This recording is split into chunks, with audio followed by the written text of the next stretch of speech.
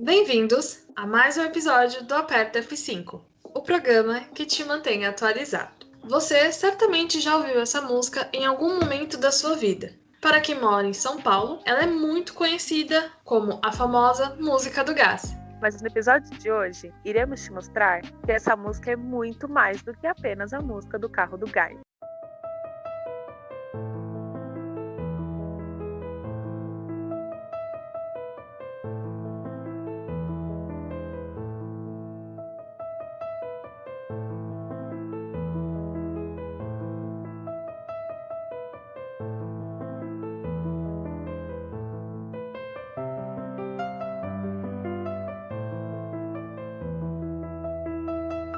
Fala galera, eu sou a Micaele E eu sou a Audrey.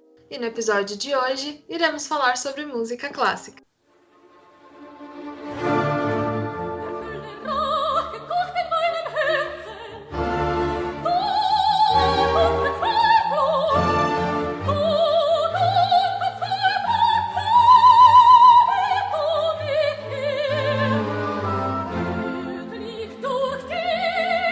O termo música clássica surgiu no século XIX, mas antes era conhecido como erudita, que vem do latim, da palavra eruditus, que significa educado ou instruído. Ou seja, a música clássica é um sinônimo de música erudita e surgiu na Europa e era mais utilizada naquela época em cerimônias religiosas. Com o passar do tempo, ela foi crescendo e ganhando força. Nessa época surgiram as orquestras. Mas vamos acelerar um pouco o tempo e ir direto para o século XX, onde um grande nome da música clássica se destacou foi Heitor Villa-Lobos, um importante compositor brasileiro, além de instrumentista, regente e professor de música. Falar sobre música clássica é diferente de quando falamos de música popular ou folclórica, porque ela é muito mais elaborada e costuma ser escrita em partituras. Partituras, para quem não sabe, são folhas de papel pautadas em que os músicos inscrevem as notas musicais.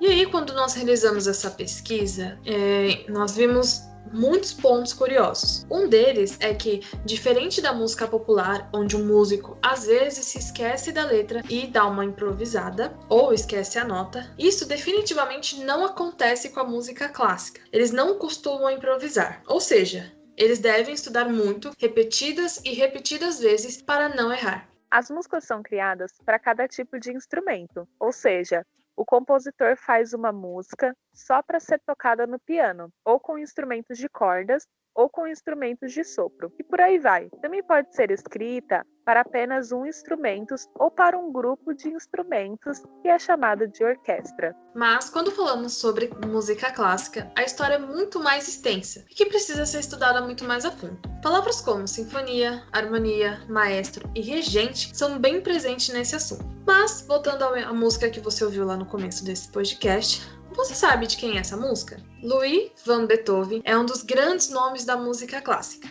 Aos 44 anos, perdeu a audição e mesmo assim não deixou de compor música. Bom, a história por trás da música para Elise é um mistério. A revista Galileu, em 2015, publicou uma matéria a respeito disso. E não poderíamos terminar esse episódio sem trazer alguns nomes que foram muito importantes na música clássica, como Mozart, Beethoven, Stravinsky, são alguns deles. E no Brasil, José Maria Xavier, Antônio Carlos Gomes e Heitor Villa-Lobos também são grandes nomes de muita importância na música clássica brasileira. Agora, Mica, eu quero saber se você tem interesse nesse assunto que é música clássica. E se sim, como tudo isso começou? Conta um pouco pra gente. O meu interesse por música clássica ele começou recentemente, porque até então eu entendia que música clássica era algo totalmente fora da minha bolha. era totalmente algo que não pertencia à classe da qual eu estou inserida hoje, mas eu estava numa sessão de terapia, e aí comentando sobre costumes e essas coisas, um assunto ou um assunto e outro, e aí a gente comentou sobre música clássica, e aí a minha terapeuta ela falou assim que a música clássica ela era uma cultura não muito explorada por pessoas comuns, não comuns, mas eu acho que pessoas assim que a gente conhece, pessoas que convivem com a gente, que permanecem nessa bolha, entre aspas. E aí despertou meu interesse, eu falei assim, caramba, eu nunca parei para ouvir muito sobre música clássica, então eu vou pesquisar mais a respeito. Foi quando eu entrei no Spotify, e aí eu falei assim, vamos lá, música clássica. Vou começar por Beethoven, que é um nome muito conhecido, mesmo por quem não gosta do propriamente dito da música erudita. E aí eu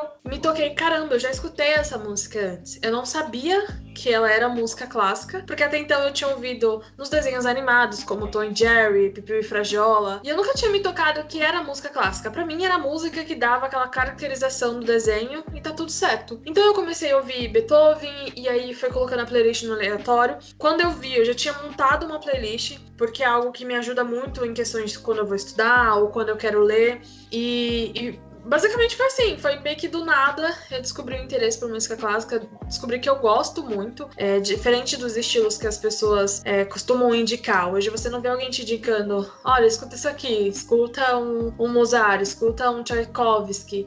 Então a gente não tá acostumado a receber esse tipo de indicação, foi algo diferente pra mim, e eu gostei, e hoje estamos aqui. Mas e você, Audrey, como é que começou? Minha história com música clássica começou quando eu tinha, assim, por volta de, acredito que 12, 13 anos. Eu estudava numa escola em São Miguel Paulista e um dia a diretora tinha convidado uma orquestra para tocar na escola, e até então eu nunca tinha ouvido falar sobre música clássica, porque, igual você falou, não é algo que faz parte do meu ciclo social. As pessoas que fazem parte do meu ciclo social não costumam ouvir música clássica, né? E aí eu tava muito empolgada, queria saber o que era tudo aquilo, instrumentos assim que eu nunca tinha visto na minha vida. Eu fiquei muito, muito encantada, todo mundo muito bem vestido. E entrou um senhor que ele tinha as mãos paralisadas, e até então eu não sabia quem era. E ele começou a reger as músicas, né? Ele era o maestro. E depois a gente recebeu alguns folhetos, né? Mostrando quais tinham sido as músicas que tinham tocado.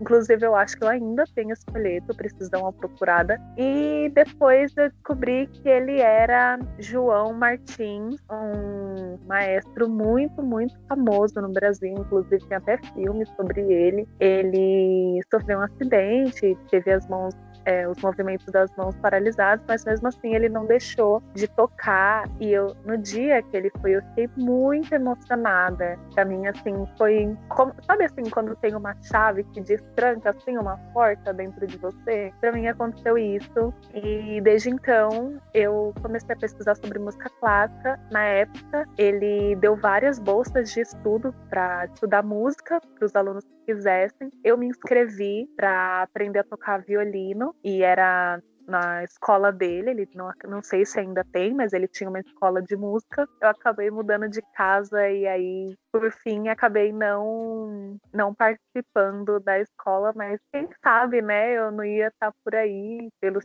teatros afins tocando junto com o João Martins. Ele, para mim, é uma grande referência com o que diz respeito à música clássica. Claro, tem outros nomes que eu gosto muito, como Beethoven, Mozart, que são muito conhecidos, mas ele, para mim, tá no topo da minha lista da música clássica. E aí eu até tenho uma playlist no Spotify, e eu sempre estou por lá alimentando ela, e é isso. Bom, eu gosto desse assunto. Eu acho que música clássica, igual você falou, ela sempre teve introduzida, né, na nossa vida, que a gente que não tinha muita percepção disso. Então, para mim é um assunto muito, muito bom. E é um assunto, assim, que a gente precisa se aprofundar muito, porque tem muitas coisas que a gente não sabe, que a gente não conhece. Eu acho que nesse momento de pandemia até é uma boa estudar sobre isso e entender que, na verdade, não é uma questão de... Talvez para algumas pessoas não seja uma questão de não gostar. Talvez seja o fato de que disseram, de que ela passou a entender que